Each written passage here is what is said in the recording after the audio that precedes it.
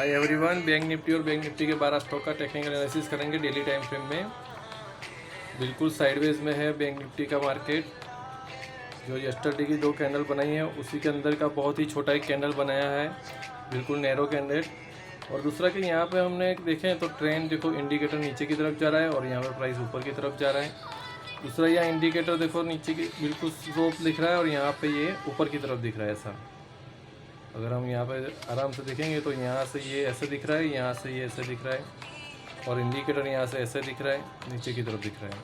तो यहाँ पे कन्फ्यूज़न मोड है, यहाँ पे टेक्निकल एनालिसिस काम नहीं कर रहे हैं। अभी यहाँ पे हमको प्रॉपर पैटर्न या उसका वेट करना पड़ेगा, उसके बाद ही ट्रेड लेना पड़ेगा, वरना यहाँ पे हम ट्रेड बिल्कुल नहीं करेंगे। बैंक निफ्टी अभी कुछ भी फिक्स नहीं है।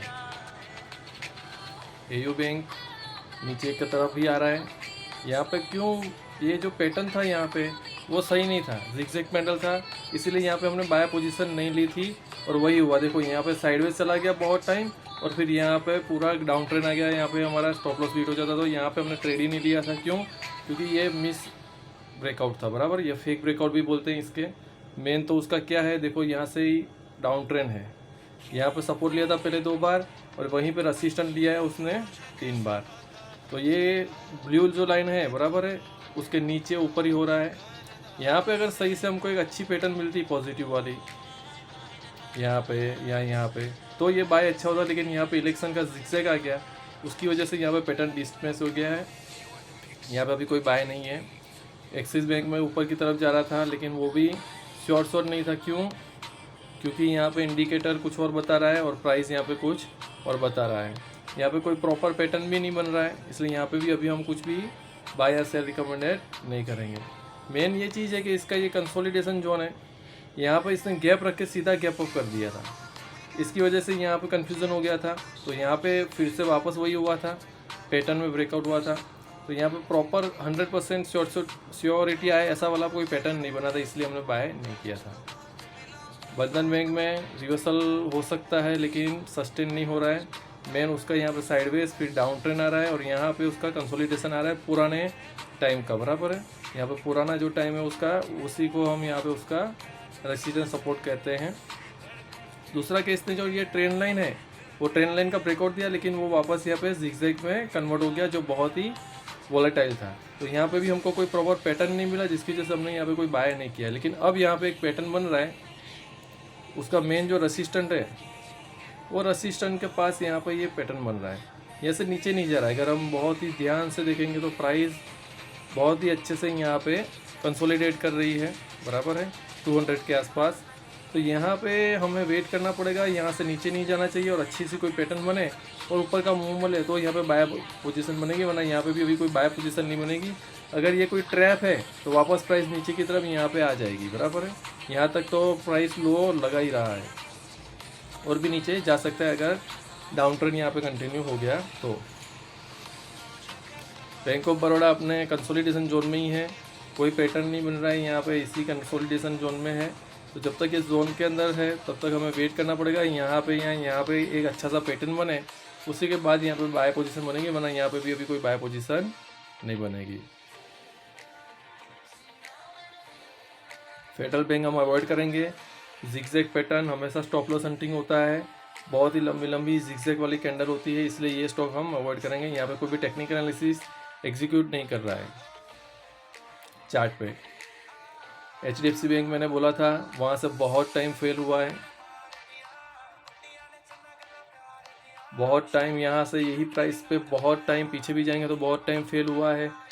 बिल्कुल वहीं से देखो रिवर्सल हुआ है। अब यहाँ से रिवर्सल हुआ होगा ही होगा, ऐसा क्यों श्योर था? क्योंकि यहाँ पे कोई भी स्ट्रक्चरल पैटर्न नहीं था, यहाँ पे कोई अच्छा पैटर्न या इंडिकेटर का कोई अच्छा सा सिग्नल नहीं था, बराबर है। और दूसरा देखें तो यहाँ पे प्राइस ऊपर का ऐसे लोप बना रहा है और इंडिकेटर नीचे का स्लोप बना रहा है। इंडिकेटर में भी ऐसे अप ट्रेंड नहीं बना है, ये वाला जो ऐसा ट्रेंड है, ऐसा वाला ट्रेंड यहाँ पे भी होता है इंडिकेटर का, तो यहाँ पे ये अप ट्रेंड सस्टेन होता है, लेकिन वो कुछ भी नहीं था यहाँ पे, इसीलिए यहाँ पे प्राइस ऐसा हो गया, इंडिकेटर ऐसा हो गया है, स्लैप हो गया है, इसलिए प्राइस नीचे आया है। अब यहाँ पे एक अच्छा सा पैटर्न बने रिवर्सल का, ये ग्रीन कैंडल बनी एक अच्छी है, लेकिन यहाँ पे अगर इसका ब्रेकआउट मिले अच्छा वाला तो यहाँ पे बाय बनेगा वापस यहाँ तक का, हाई तक का। उसके बाद वहीं पे एक अच्छा सा पैटर्न बनाए और उसका ब्रेकआउट मिले तो HDFC बैंक नया हाई की तरफ जा सकती है, अब ट्रेंड स्टार्ट हो सकता है, तब तक यहाँ पे भी कोई बाय पोजीशन नहीं है। ICICI बैंक में सेम इश्यू हो रहा है जैसे बैंक निफ्टी में हो रहा है, प्राइस ऊपर की तरफ जा रहा है, इंडिकेटर नीचे की तरफ स्लोप कर रहा है। यहाँ पे भी कोई अच्छा सा पैटर्न नहीं बन रहा है, बराबर है, डाउन जिगजैग वाली कैंडल बन रही है, स्टॉप लॉस हंटिंग हो रहा है, बराबर है। तो यहाँ पे भी अभी कोई बाय पोजीशन नहीं बनेगी। ये जो ऊपर का मूव आया इसमें कोई पैटर्न नहीं बनी थी सही से, यहाँ पे भी कोई इंडिकेशन ऐसा कुछ अच्छा सा मिला नहीं था, तो यहाँ पे भी हमें अभी कोई बाय नहीं करना है। IDFC फर्स्ट बैंक, उसका मेन तो डाउन ट्रेंड है, बहुत लंबा डाउन ट्रेंड है, बराबर है। यहाँ पे ट्राई किया था रिवर्सल का, तो 1 2 3 टाइम वहीं से फेल हुआ है।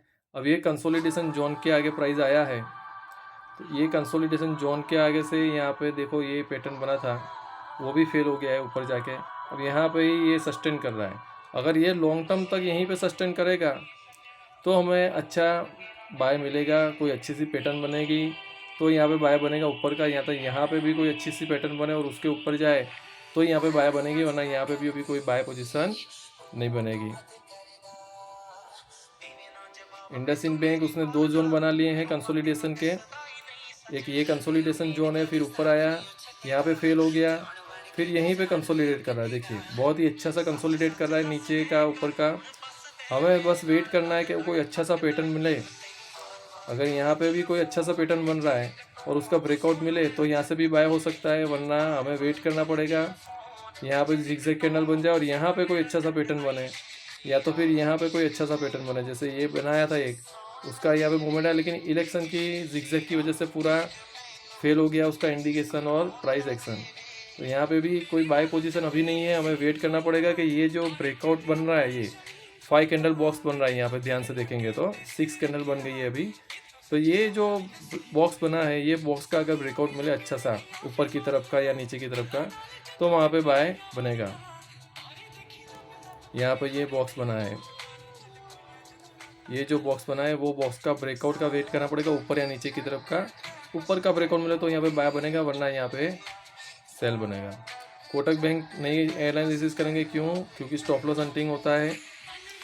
यहाँ पे हम देखेंगे यहाँ से फुल डाउन ट्रेंड आया, ऐसा वाला यस बैंक में ट्रेंड बना था और बहुत लंबा फॉल आया था, उस बैंक में जिगजैग कैंडलें बन रही हैं, तो ये स्टॉक हम अवॉइड करेंगे। यहाँ पे भी हम कोई भी एनालिसिस नहीं करेंगे। पंजाब नेशनल बैंक अपने कंसोलिडेशन जोन में ही है, यहाँ पे अच्छा सा ट्रेंड, फिर ये कंसोलिडेशन जोन। अब ये कंसोलिडेशन जोन में जिगजैग आया इलेक्शन की वजह से, इलेक्शन का जो बहुत बड़ा मूव था उसकी वजह से, और वहीं पे अभी कंसोलिडेट कर रहा है। दूसरे स्टॉक यहाँ पे ऊपर गए हैं लेकिन ये स्टॉक नहीं गया है, तो ये स्टॉक प्रॉपरली अच्छे से वेट कर रहा है। जब उसका वेट आएगा, उसका कुछ न्यूज़ आएगा, उसका अच्छा सा कोई रिजल्ट आएगा या ऐसा कुछ भी होगा, तब ये इसमें ब्रेकआउट होगा ऊपर का, तब इसमें हम बाय पोजीशन बनेंगे, वरना अभी यहाँ पे हम सिर्फ वेट करेंगे। स्टेट बैंक ऑफ इंडिया में सेम हो रहा है, नीचे का कंसोलिडेशन जोन, ऊपर का कंसोलिडेशन जोन, और इलेक्शन के जिगजैग कैंडल की वजह से पूरा पैटर्न और इंडिकेशन में फेलर आया है। तो यहाँ पे भी हमें वेट करना पड़ेगा। ये कंसोलिडेशन अच्छा है लेकिन कोई पैटर्न नहीं बन रहा है, तो यहाँ पे हो सकता है डाउन ट्रेंड आए, यहाँ तक भी डाउन ट्रेंड आ सकता है, और उसके बाद एक अच्छा सा यहाँ पे पैटर्न बने या यहाँ पे पैटर्न बने आगे जाके और उसका ब्रेकआउट मिले तो हम यहाँ पे बाय पोजीशन बनेंगे, वरना अभी बाय पोजीशन नहीं बनेगी। तो अभी आज के वीडियो में तो कोई भी स्टॉक में बाय पोजीशन नहीं बन रही है। सेल या बाय जो भी आपको करना हो, ये वीडियो सिर्फ एजुकेशन पर्पज़ के लिए, आप आपका टेक्निकल एनालिसिस करें या आपके एडवाइज़र की सलाह लेने के बाद ही करें। Thank you.